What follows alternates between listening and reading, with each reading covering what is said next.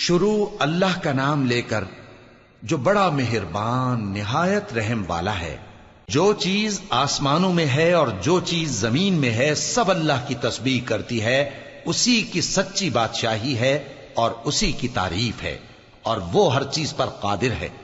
وہی تو ہے جس نے تم کو پیدا کیا، پھر کوئی تم میں کافر ہے اور کوئی مومن، اور جو کچھ تم کرتے ہو اللہ اس کو دیکھتا ہے۔ اسی نے آسمانوں اور زمین کو حکمت سے پیدا کیا، اور اسی نے تمہاری صورتیں بنائیں اور صورتیں بھی اچھی بنائیں، اور اسی کی طرف تمہیں لوٹ کر جانا ہے۔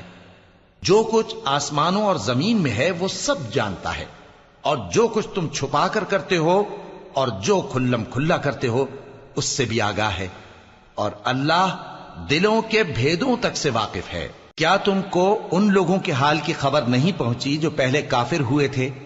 تو انہوں نے اپنی کرتوت کی سزا کا مزہ چکھ لیا، اور ابھی دکھ دینے والا عذاب اور ہونا ہے۔ یہ اس لیے کہ ان کے پاس پیغمبر کھلی نشانیاں لے کر آتے تو وہ کہتے کہ کیا ایک آدمی ہمیں ہدایت کرے گا؟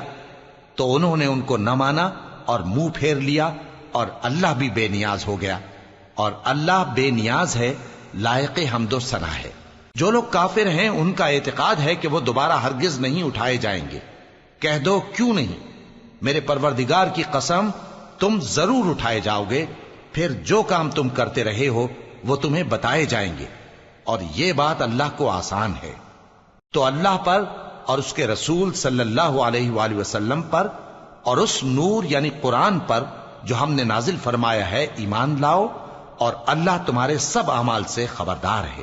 جس دن وہ تم کو اکٹھا کرے گا یعنی حشر کے دن، وہ نقصان اٹھانے کا دن ہے، اور جو شخص اللہ پر ایمان لائے اور نیک عمل کرے وہ اس سے اس کی برائیاں دور کر دے گا، اور جنت کے باغوں میں جن کے نیچے نہریں بہ رہی ہیں داخل کرے گا۔ وہ ہمیشہ ہمیشہ ان میں رہیں گے، یہی بڑی کامیابی ہے۔ اور جنہوں نے کفر کیا اور ہماری آیتوں کو جھٹلایا وہی اہل دوزخ ہیں کہ ہمیشہ اس میں رہیں گے، اور وہ بری جگہ ہے۔ کوئی مصیبت نازل نہیں ہوتی مگر اللہ کے حکم سے، اور جو شخص اللہ پر ایمان لاتا ہے وہ اس کے دل کو ہدایت دیتا ہے، اور اللہ ہر چیز سے باخبر ہے۔ اور اللہ کی اطاعت کرو اور اس کے رسول کی اطاعت کرو، پس اگر تم منہ پھیر لوگے تو ہمارے پیغمبر کے ذمے تو صرف پیغام کا کھول کھول کر پہنچا دینا ہے۔ اللہ جو معبود برحق ہے اس کے سوا کوئی عبادت کے لائق نہیں، تو مومنوں کو چاہیے کہ اللہ ہی پر بھروسہ رکھیں۔ مومنوں، تمہاری بیویوں اور اولاد میں سے بعض تمہارے دشمن بھی ہیں، سو ان سے بچتے رہو، اور اگر معاف کر دو اور درگزر کرو اور بخش دو تو اللہ بھی بخشنے والا ہے، مہربان ہے۔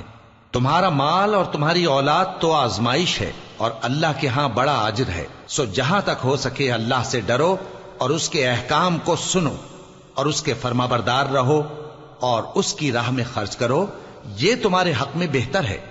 اور جو شخص طبیعت کے بخل سے بچایا گیا تو ایسے ہی لوگ راہ پانے والے ہیں۔ اگر تم اللہ کو نیک نیتی سے قرض دو گے تو وہ تم کو اس کا کئی گنا دے گا، اور تمہارے گناہ بھی معاف کر دے گا، اور اللہ قدر شناس ہے، بردبار ہے، پوشیدہ اور ظاہر کا جاننے والا ہے، غالب ہے، حکمت والا ہے۔